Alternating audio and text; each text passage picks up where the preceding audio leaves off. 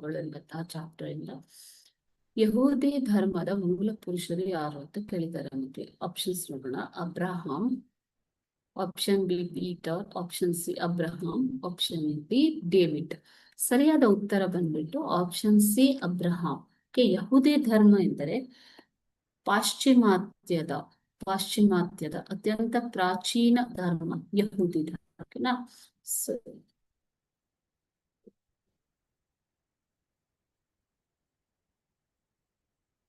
ಪಾಶ್ಚಾತ್ಯ ಜಗತ್ತಿನ ಪ್ರಾಚೀನ ಧರ್ಮ ಯಹೂದಿ ಧರ್ಮ ಮಕ್ಕಳೇ. ಸೊ ಇದು ಕ್ರಿಶ್ಚಿಯನ್ ಮತ್ತು ಇಸ್ಲಾಂ ಎರಡು ಧರ್ಮಕ್ಕೂ ಮೂಲ ಎನಿಸಿರುವಂತದ್ದು. ಓಕೆನಾ? ಸೊ ಇಲ್ಲಿ ಕಾಣಿಸ್ತಾ ಇರೋ ಫೋಟೋ ನಿಮ್ಗೆ ಪ್ರವಾದಿ ಮೋಸೆಸ್ ರವರದು. ಪ್ರವಾದಿ ಮೋಸೆಸ್.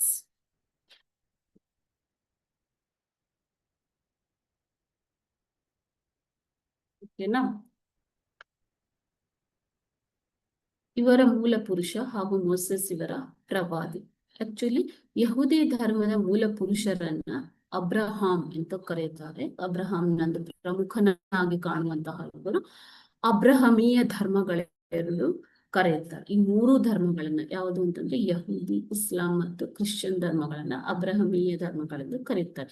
ಈ ಯಹೂದಿ ಧರ್ಮವು ಅತ್ಯಂತ ಪಾಶ್ಚಾತ್ಯ ಜಗತ್ತಿನ ಪ್ರಾಚೀನ ಧರ್ಮವಾಗಿದ್ದು ಕ್ರೈಸ್ತ ಮತ್ತು ಇಸ್ಲಾಂ ಧರ್ಮಗಳೆರಡು ಬುನಾದಿಯಾಗಿದೆ. ಓಕೆನಾ?